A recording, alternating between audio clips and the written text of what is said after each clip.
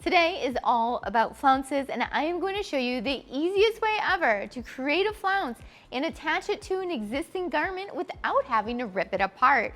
That's right, so follow along and watch how. And you're probably wondering, what is a flounce anyways? Well, it's this cute little piece of fabric that you will see on all of your garments, around necks, arms, hems. It's got a wavy edge to it, but it's flat on the opposite edge. This is a flounce. This is a flounce. This is a flounce here, and those are flounces too. I'm going to be adding a flounce to this top here, the Stacy top, which you can also download from the website, and it's in sizes 0 through 26. So I've already made the top, and I want to add a flounce to it. So the first thing we need to do is measure the neckline. But you can really put a flounce anywhere. You could put it around the armholes, you could put it around the waist, you could put it going diagonally through the top. You can add a flounce anywhere. Whoa! If you need help measuring curves, perhaps the armhole, the neck, or the waist, make sure you check out my video I just created on measuring curves. So I have my digital tape measure, and I'm going to turn it on. And now what I'm gonna do is measure my neckline, and I'm only gonna measure half of it because it's symmetrical. So first I'm gonna measure from my shoulder seam to center front, and then I'm gonna do shoulder seam to center back, so that way I can get it to lay flat. So we are gonna go from the shoulder seam here all the way down to center front, and I've got 7.6. Now I'm gonna leave that, and I'm gonna flatten out the back of the top. And now I'm gonna go from center back all the way to the shoulder. And I've got 14.5 times 2 for my total neckline, which would be 29. So that means I need 29 inches of flounce. Oh my gosh, we're gonna make so much flounce. But first, we need to decide, do we want the edge of our flounce to be super wavy, or do we just want a little wave? Now I know you know that I'm gonna want it super, super wavy because I love all the volume and all the girliness to the clothing. But if you don't want it super wavy, I'm gonna show you how to do that too. Flounces are made out of circles, and here I have 3 half circles cut out to demonstrate the fullness at the bottom of the flounce. So you might think that the fullest flounce here is gonna be the one with this giant edge, but actually it's the smaller circle that has the most volume at the edge. So I have cut out 5 inches of each flounce at the inner edge of the circle. So that way you can see how it starts to get less and less voluminous as we go down to the bigger radius here. So this bigger circle has the least amount of volume in the outside of the flounce here, and this really small one has the most volume. So I've pinned these flounces on the dress forms, so you can see that the top one is super flouncy and the bottom one just has a little bit. So the downside to creating a super flounce is that we're gonna have to cut out and sew together a bunch of them so that way we get the same length as one, let's say, that's bigger but not as flouncy. So you're probably wondering, how do you make a perfect circle? Well, there's a really awesome tool out there called the tape compass. Highly suggest getting one. No, I'm not getting commission for this, but they're awesome. Or if you don't have one of those, honestly, you can just take your coffee cup or whatever drink you're drinking, place it on your paper and trace out the circle. So I want you to think of all the things you have in the house that are circular. Plates, cups, jars, stools.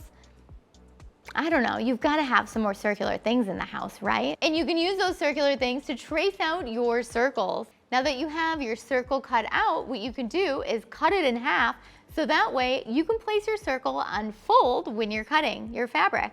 Next, I want you to cut your circle out of fabric and cut open one side so that way you can pull it straight and measure it. So we're gonna measure from end to end of the circle. So when I measure, I get 5.5.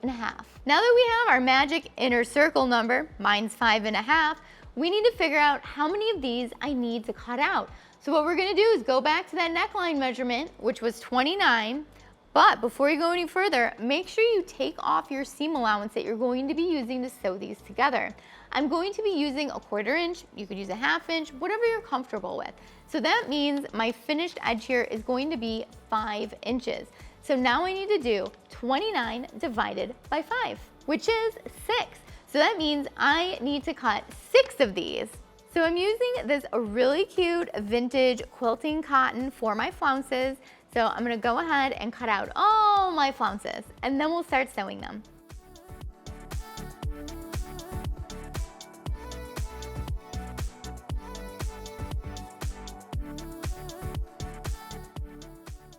Now that I have all of my circles cut out, I need to cut one edge open. So I'm going to go through all of them at the same time just to open them up. So I've cut through all of them, and now they're gonna open up into that beautiful flounce. So now I have all of my flounce pieces. So now what we're gonna do is join our flounces together so that way it's one really long flounce. So the little short edges that we have, we're gonna place them right sides together and sew them up. So I'm going to be using a baby roll hem to finish all of my edges of the flounce. I'm also gonna sew together the seam here with a baby rolled hem as well. But if you don't have a serger, totally okay. You can use a regular straight stitch here. You could use a really small zigzag stitch to create your seam as well. Okay, let's get serging.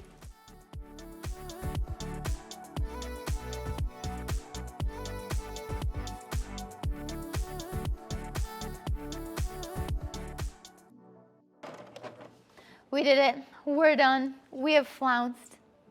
I baby roll hemmed all of my edges and it looks so cute, I'm loving it. But if you don't have a serger to do the baby rolled hem, don't even worry about it. You can totally do a little mini zigzag all the way around or cut an extra set of flounces and sew them right sides together so that way you have a fully lined flounce. That would be gorgeous too. Now I'm going to show you how to attach this flounce to your garment. So I'm going to start at my back neck edge and I'm going to start pinning it all the way around the entire neckline. So I'm going to line up the less flouncy edge with the edge of my neckline here. Now you could choose to keep it away a little bit from the edge or you could make it come directly to the edge. Now I'm going to make it come directly to the edge because I think that looks really nice and clean. So I am going to overlap my grommet here. It's not going to get in the way. And I'm going to start pinning, and I'm going to pin all the way around the neckline here. And the nice thing about this is if we end up with a little extra flounce, it doesn't even matter because we can just cut it off and finish those edges.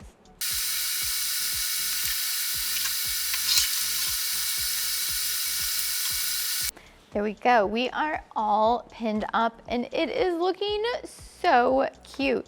And now what we need to do is sew it down. So when I sew this down, I'm going to sew right next to the baby roll hem. And I'm going to sew all the way around the neckline.